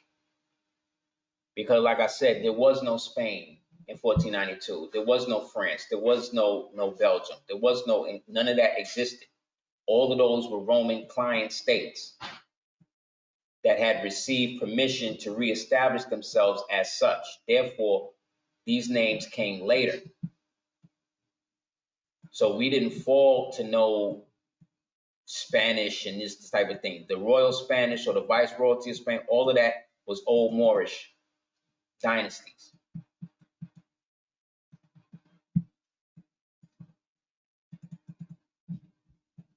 That were now reconsolidating themselves and putting some of themselves under Justinian law. Which is why you see certain images of Moorish coats of arms, and you'll see they'll have a J on it. The what you call us say that the J was Jesus, but I think it's Justinian to distinguish that these Moors were now following a different form of law. This is from the East Elmore Moors here in Florida, who had a whole treatise on this. The Phoenicians was the greatest maritime empire as a century harvested the great waters off the coast of Amori. Amori is America. Amori for edible sea life, sponges, corals, and pearls. It was they who discovered the central city of Amori and had the origin of equal distance to any port in the world. It was on this fact that the Amori became the country for the synchronization of time. To protect this center of land from outside invasion, the Phoenicians built a navy and patrolled the coastlines vigorously.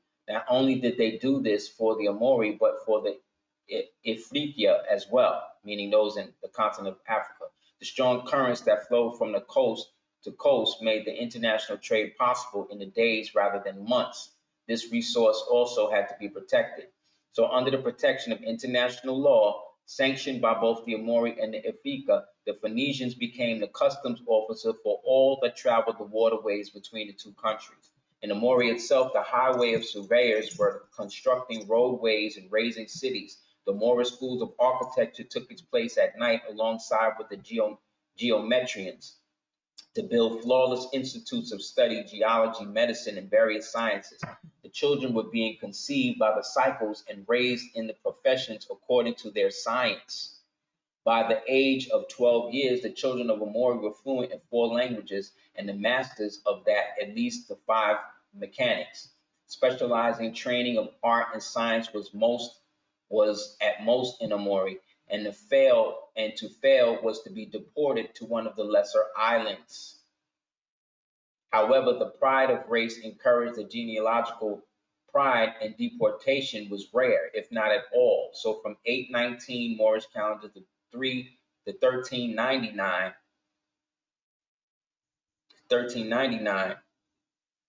exactly, Lenny. We defeated the giants. That's right.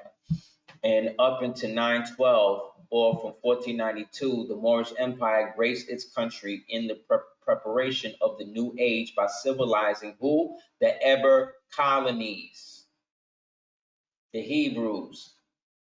No longer did they enslave the people for the labor or sexual favors. Now they were permitted to cross the great Atlantic at the will to attend to the Amori's famed institutions of learning. That's why they said that they found the Ojibwe over here during the same rituals and all the stuff of the ancient Ebers. The age was closing. Some became mariners, others chemists, architects, surgeons, teachers, and even peers, and those in the inner seals. The age was closing, and the effects of Mercury were soon being felt across the whole of Mori. The Eber women were giving birth to Moorish children under the law. They could not be taught the secrets of the 12 sacred animals. See? That's why each of the 12 tribes was synonymous with an animal as the totem. They were civilized, they were citizens only, and rights were given only for the formal education. This was so that way we could preserve what was left due to the miscegenation. Because remember, they were the ones that were coming over here to get re-civilized following the fall of Rome and all of that.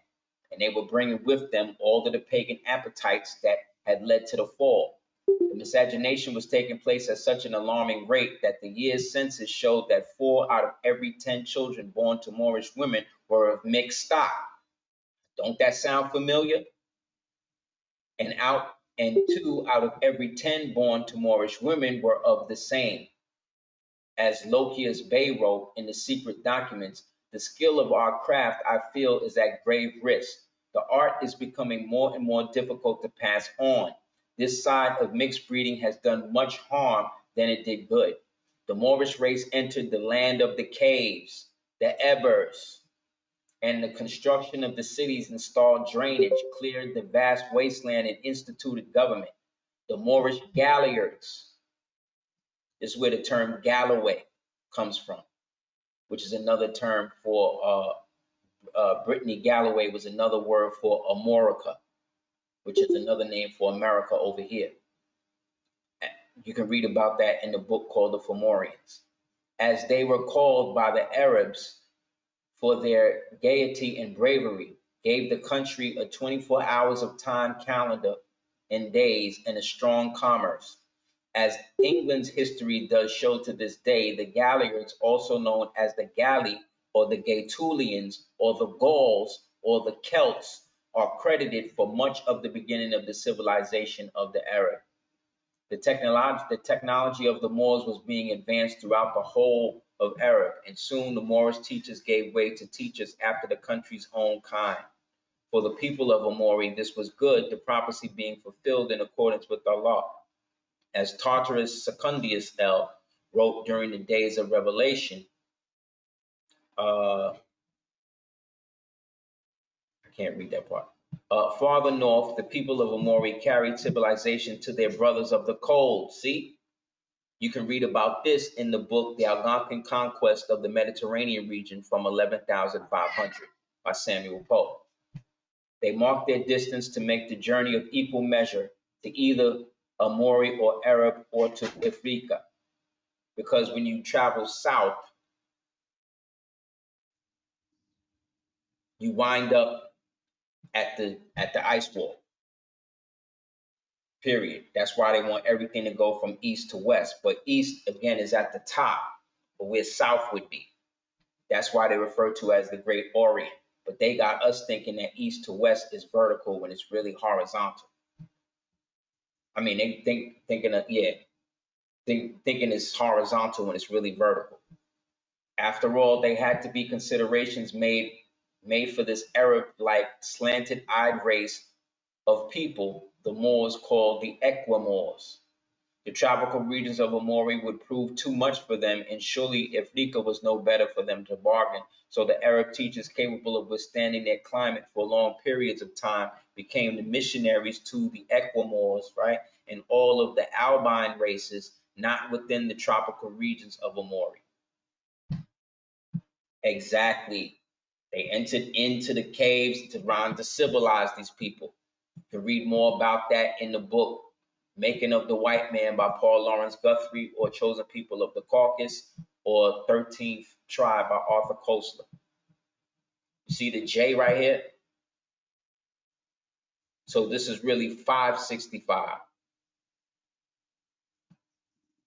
And you see the same 3 heads that you've seen on the Hugh de Payon joint, right? Representing the 3 aspects of the continents that they were dealing with. The 4th one was the secret. That's here. That's us over here.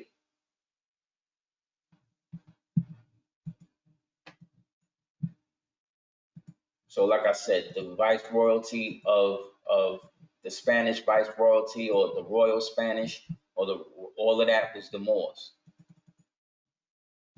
Spanish Empire technically didn't exist. You just have Moors who are now going against and creating other versions of how they was going to be moving, and then created the states and kingdoms that they would be able to flip that through. This was a joint created by Aboriginal legend. Virginia passes 2 acts that combine Native Americans and Africans into one category, Negroes and the other slaves. That's why they keep calling us slaves. The written record of the voyage of 1524 by Giovanni de Verrazano, see Another Day, Another Crusader. As recorded in the later Francis I, King of France, July 8th, 524. Please note that description of the natives, they are all dark in color, unlike the Ethiopians, meaning Moors, with the thick black hair, not very long, tied back behind their head in a small tail. As the physique of these men were well proportioned in the medium height, a little taller than we are. They have broad chests, strong arms and legs, and other parts of the body well composed. See? So in 1621, they stopped using the term Moor, replace it with Indian, and then replace that Native American, Indian with Native American, and then start mixing that with African to take away from the Aryanius Afrius Empire that we know as the Moorish Empire.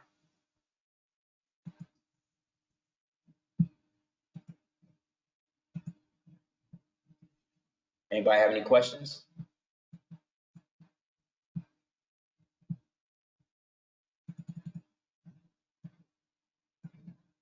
Here go another statue of Elizabeth. Now you know the science. Another thing, they used to call London City the Chocolate City due to all of the Moors that's there. Yes, they're using the Appeal to Heaven flag because they know the time is coming. And you notice they starting to fly the American flag upside down, right? You know what that means? They're going through it. That's why they need this nigga back in there.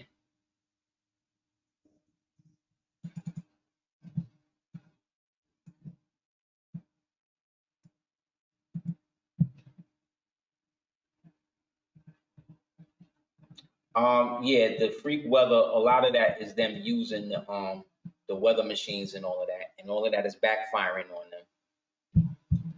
So they just have, they not having a good time anyway around. This is a ceremony that they do in Morocco town in Eastern Maryland every year. They just don't tell us about it.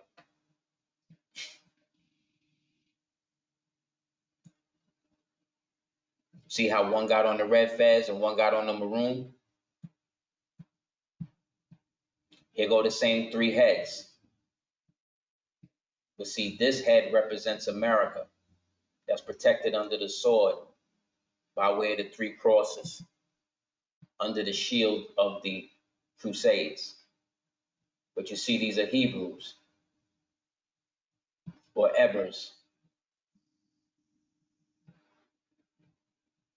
representing America.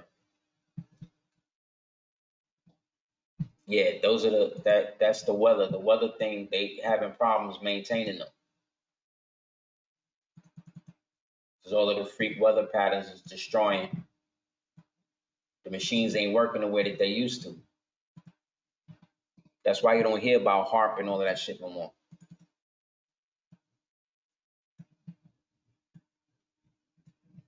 Anybody else?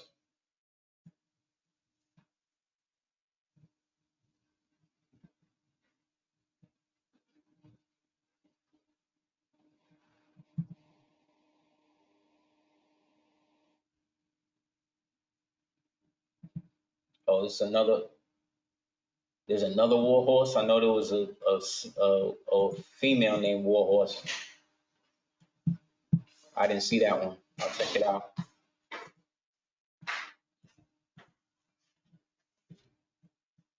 Anybody else? Yeah, I know there was an elder sister named War Horse.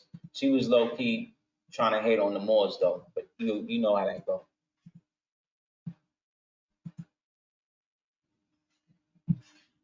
Islam, thank you. Oh, it's her. Okay, yeah. Yeah, they're going to talk about all of that. They're going to keep going with the Indian side because, again, they still putting themselves under the Justinian thing. What takes you out of that is the ill and the bay. That allows you to annex your imperial side to your tribal side. So the name of your forefathers is your last name. You know what I'm saying? But the name of your estates and inheritance, all of that's coming through you being a part of those seven tribes, which then represent the seven corners, which then represent the seven churches, which then represent the seven chakras, and so forth and so on.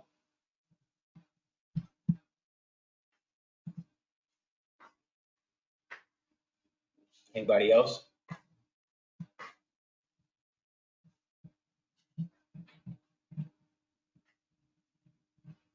So as we now sit on the precipice of the another fall, Rome is falling again. This is why we're becoming so much more prominent.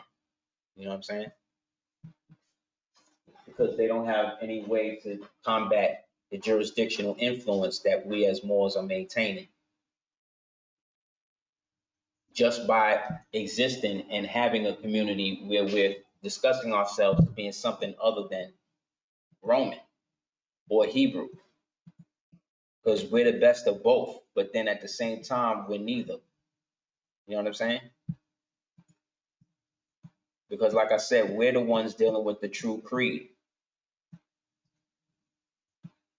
So we can acknowledge all of these symbolic references of all of these deities and all of these peoples while still maintaining the true source of what it is to be man and woman. That's right, the Pahath Moab, those who choose the kings and the queens of all of these different subjects. Because as we just read in the East Elmore doctrine, we've been doing that from before we was Phoenicians, which means we still are, because Phoenicians is one of the ancient Mauritanian races.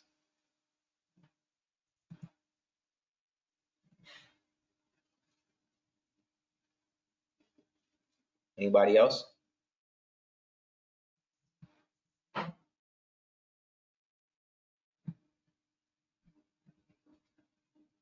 So like I said, get the book uh, Making It a White Man, Chosen People of the Caucasus, Iceman Inheritance, 13th Tribe, White Cargo. They were white, they were slaves, uh, white women captives in North Africa, um, golden golden trade of the Moors, forgotten cause of the Civil War.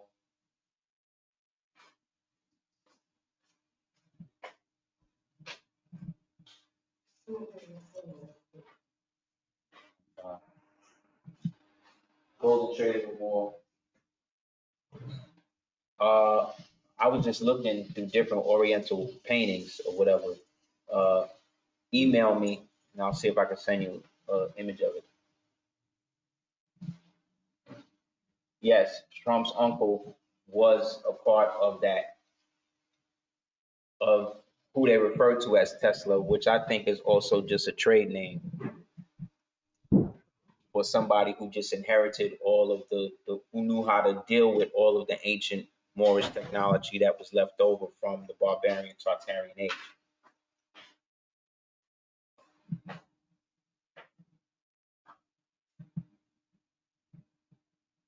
Anybody else?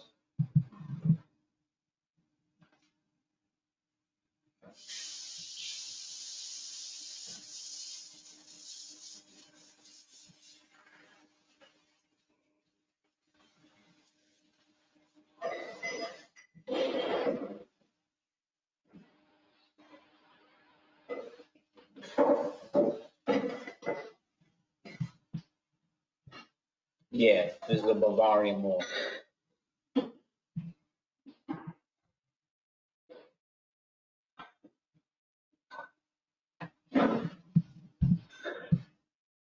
Definitely.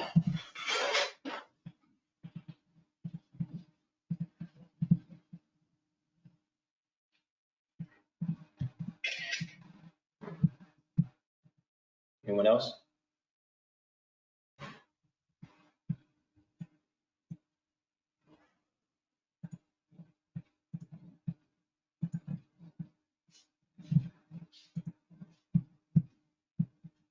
Exactly. It's from there as well.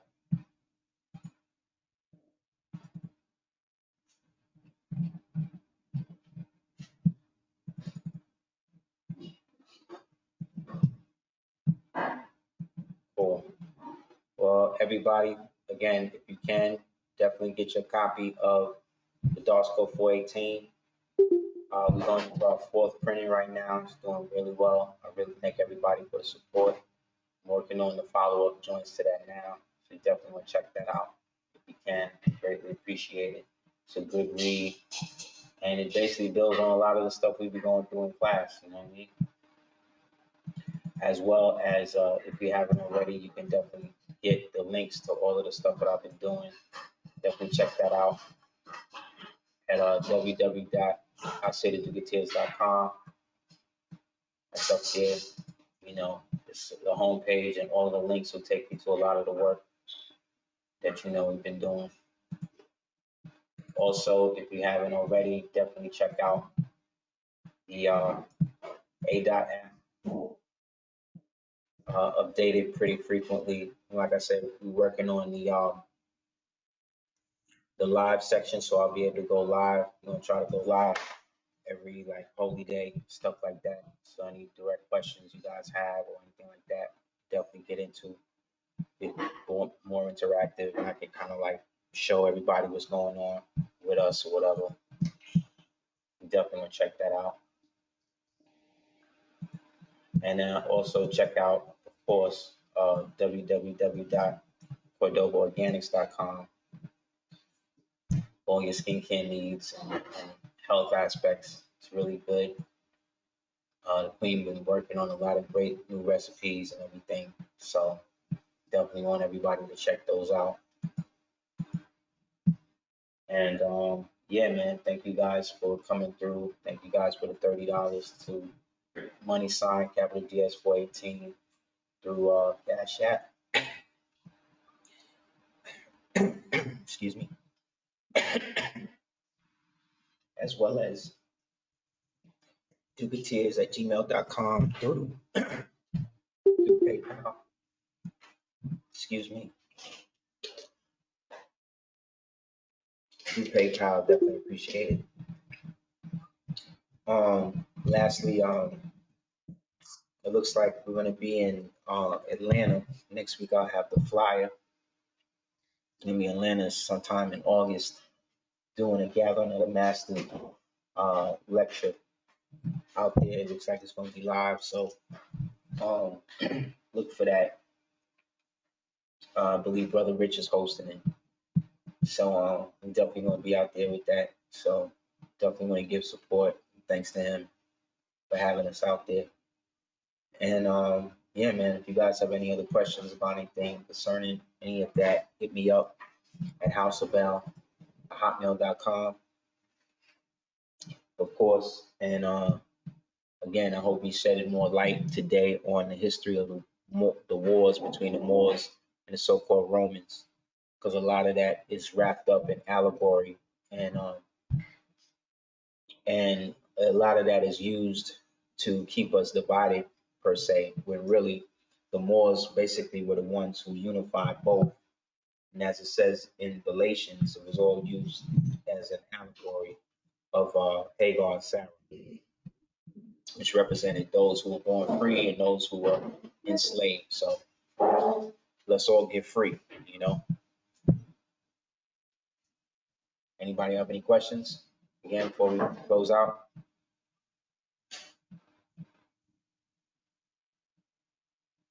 Okay. So again, thank you guys for the support. We definitely appreciate it. And again, if anything, you can hit me up at houseofbell@hotmail.com.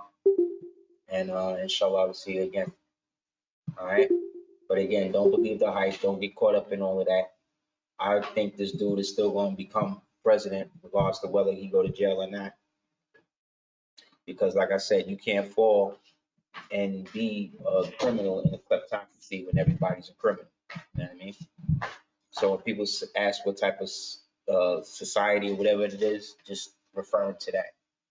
That's the most accurate way I can describe the present government or the present world administration. All right. Pax et amor, proconem malut laudibus. Peace. Gratis.